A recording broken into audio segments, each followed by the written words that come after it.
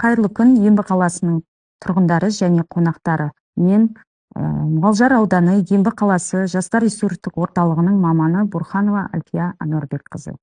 Дағы жылдың 15-22 ақпан аралығында өтіп жатқан тұрмыстық жедел профилактикалық іс-шара қарсаңында осындай көкейкесті сұрақтардың жауабын алуға Ембі қаласы полиция бөлімінің отбасылық зорлық-зомбылыққа қарсы инспекторы полиция лейтенанты Жүсіпбаева Айгерім Бекбауылқызын қонаққа шақырып отырмын.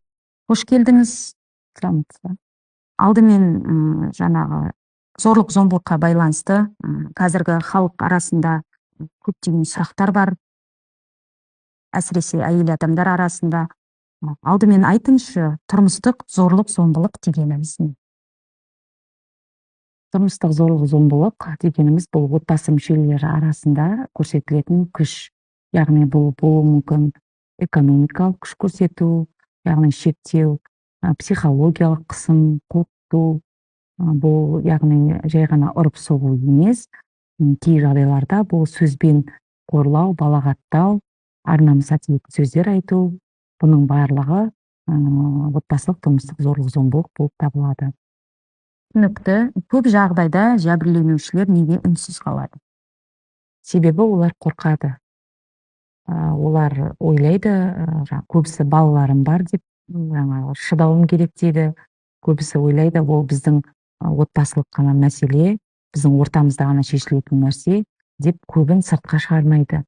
Бұндай үнсіздік мәселелер, яғни бұл жағдайды ушықтырады. Яғни көп жағдайда бұлай үнсіз қалуға болмайды, өйткені заң әрбір азаматты қорғайды. Ондай жағдайда, егер осындай жағдайға тап болған жағдайда, алдымен кімге хабарласу керек, қайда хабарласу керек, сол жөнінде айтып өтсеңіз. Өте жақсы, орынды сұрақ. Бұл жағдайда ең бірінші қорықпау керек. Өйткені біздер тәуелсіз құқықтық мемлекетте өмір сүріп жатырмыз. Арнайы мемлекеттік құқық қорғау органдары бар, адамдардың құқықтары мен бостандықтарын қорғайтын. Бұл жерде ең бірінші 102 нөміріне хабарласасыз. Полиция қызметкерлері, яғни сізге арнайы қорғау нұсқамасын қоя алады. Олар арнайы орталықтар бар, яғни соларды орналастырады. Бастысы әйел адам түсіну керек, ол жалғыз емес екендігі. Әрі қарай жалғастырайық. Қоғам бұл мәселеде қандай рөл атқарады? Яғни тума, көрші, әріптес барлығымыз бұндай жағдайда бейжай қалмауымыз керек. Яғни бұндай жағдайдың куәсі болған жағдайда міндетті түрде құқық қорғау органдарына хабарлауымыз керек. Бұл деген яғни бір адамның әлсіздігі емес, бұл керісінше сіздің батылдығыңыз, өйткені сіз бір үлкен бір адамның басындағы мәселені шешуіңіз мүмкін, бір адамның өмірін сақтап қалуыңыз мүмкін. Сондықтан да бұндай жағдайларда бейжай қарамауыңыз керек. Қазіргі таңда халық арасында дейді, қазақтың менталитеті дейді, сол себепті осылай зорлық-зомбылыққа тап болған отбасы, тұрмысқа шыққан жас келіншектер көбіне айта бере алмайды. Дейді, сол жағдайлар орын алған жағдайда отбасы мүшелеріне қандай кеңес бересіз? Жалпы отбасында, мен айтып отырмын ғой, отбасы ол түсінік пен махаббаттың ортасы. Ешқандай да әрбір адамның ол әке болсын, ол бала болсын, ол анасы болсын, қорғалуға, заңмен қорғалуға, тегін білім алуға, медициналық көмек алуға, бақытты өмір сүруге әрбір адам құқылы. Сондықтан да мен айтамын, әрбір уақытта өзінің құқығын шектемеу керек әр адам.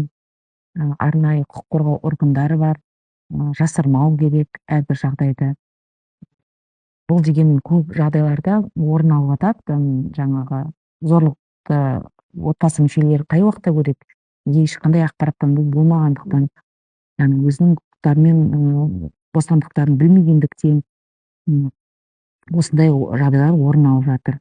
Ең алдымен айтып отырмын, полиция қызметкерлеріне хабарласасыздар, арнайы дағдарыс орталықтары бар, солар яғни ана мен балаға көмектеседі.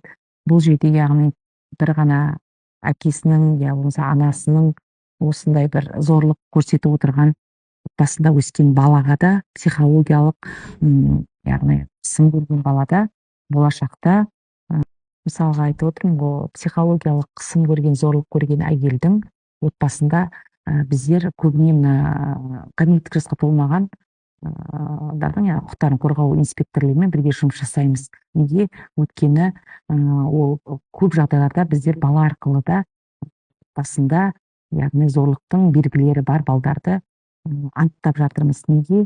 Өйткені үйінде, яғни зәбір көрген бала, яғни мектепке келгенде, ортасына келгенде агрессивтік мінез танытуы мүмкін, болмаса керісінше тұйықталып қалуы мүмкін.